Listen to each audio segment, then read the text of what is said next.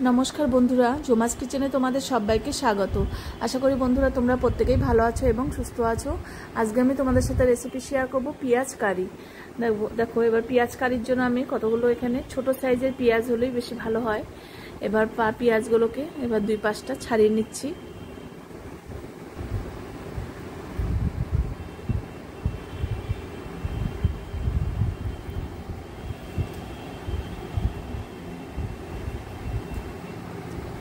এবার চোকলাগুলোকে ছাড়িয়ে এইভাবে আমি সবগুলো পেঁয়াজ কেটে নেব। এবার দেখো কড়াই আমি সাদা তেলে রান্নাটা করছি। তেলটা গরম করে নেওয়ার পর একটুখানি জিরে ফোড়ন আর দিলাম একটা তেজপাতা। এবার পেঁয়াজগুলো দিয়ে দিলাম। পেঁয়াজগুলো দেওয়ার পর অল্প নুন দিয়ে দেবে। এবার কিছুক্ষণ একটু ভেজে নেব।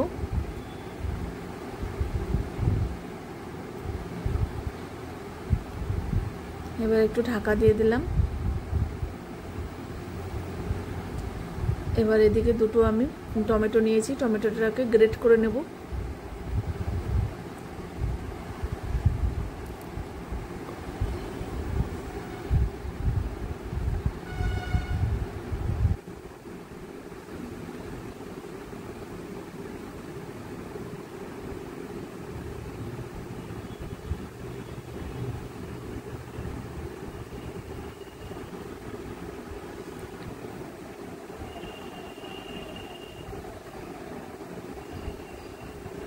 এবারে আর একটা টমেটো আছে, এটাও করে নেব।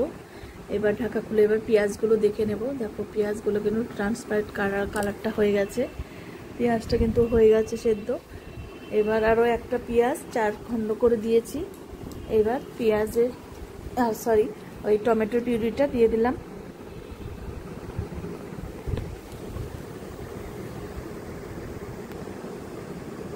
এবার হাফ চামচ কাশ্মীরি লঙ্কার গুঁড়ো দিলাম, নুন স্বাদ অনুযায়ী, ঝালের জন্য 3টে লঙ্কা দিলাম, কাঁচা লঙ্কা।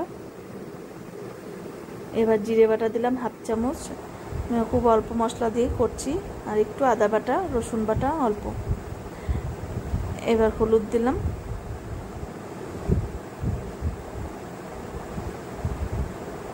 লাস্টে ওটাও দিলাম আদা বাটা। এবার ভালো করে কষিয়ে নিতে হবে যতক্ষণে না মশলার কাঁচা গন্ধটা চলে যাচ্ছে।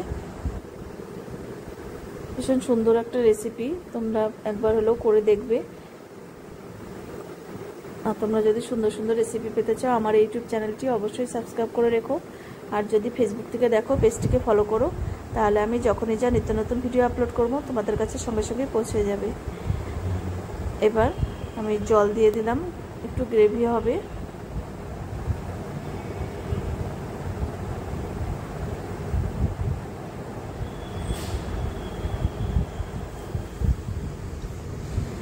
এবার অল্প গরম মশলা গুঁড়ো দিলাম, আর 1 চামচ টমেটো কেচাপ দিলাম। এবার দেখো একদম হয়ে গেছে, এবার নামিয়ে নেব।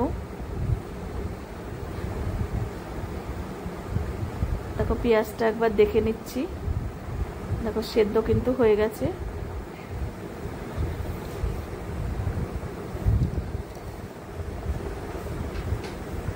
এবার একটা বাটিতে সার্ভ করে দিচ্ছি।